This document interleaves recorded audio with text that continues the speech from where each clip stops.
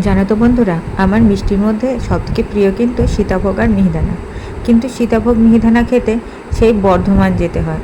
আমাদের এখানকার মিষ্টির দোকানে সীতাভোগ মিহিদানা তো পাওয়াই যায় না। তাই আজকে খুব মিহিদানা খেতে ইচ্ছা করছিল, তাই বাড়িতেই বানিয়ে নিয়েছি মিহিদানা। তো দেখো আমি কেমনভাবে বানাই।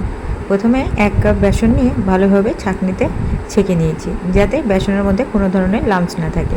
এরপরে জল দিয়ে একটা পাতলা ব্যাটার বানিয়ে নিয়েছি। এরপরে ওই ব্যাটারটাকে একটা যে অনলাইনের প্লাস্টিকগুলো আছে সেই প্লাস্টিকগুলোর মধ্যে ঢেলে নিয়ে ভালো করে গার্ডার দিয়ে আটকে নিয়েছি। এবার প্লাস্টিকের একটা কোণকে কাঁচি দিয়ে ছোট্ট মতন একটা ফুটো করে নিয়েছি। এদিকে আমি কিছুটা সাদা তেল গরম করতে রেখে দিয়েছিলাম। ওই সাদা তেলের মধ্যে প্লাস্টিকটা চিপে চিপে আমি মিহিদানাগুলো ভেজে নিচ্ছি। দেখো, ওই প্লাস্টিকটা চিপে দিলেই খুব সুন্দরভাবে আমাদের মিহিদানাগুলো গোল গোল হয়ে পড়ে যাবে। দেখছো তো কত সুন্দর সুন্দর গোল গোলভাবে মিহিদানাগুলো বানানো হয়ে গেছে। এরকমভাবে আমি সমস্ত মিহিদানাটাই বানিয়ে নিয়েছি। দেখো কত সুন্দর গোল গোল আর ক্রিসপি মিহিদানা হয়েছে। এবার ওই কাপেরই 1 কাপ চিনি আর নিয়ে নিয়েছি 2 কাপ জল। এবার একটা পাতলা শিরা তৈরি করব। শিরাটা ফুটে উঠলেই দিয়ে দেবো ইয়েলো ফুড কালার। ফুড কালারটা দিয়ে শিরাটা ভালোভাবে ফুটিয়ে নেবো।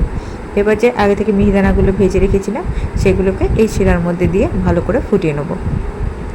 দেখো ভালো করে ফুটিয়ে নিলে আর শিরাটা ভালোভাবে টেনে নিলেই আমাদের কিন্তু মিহিদানা একদম রেডি। এবার নামানোর আগে দিয়ে দেবো কিছুটা পরিমাণ ঘি, আর ঘিটা দিয়ে খুব ভালোভাবে নাড়িয়ে চাড়িয়ে তাহলে তৈরি হয়ে গেল আমাদের মিহিদানা।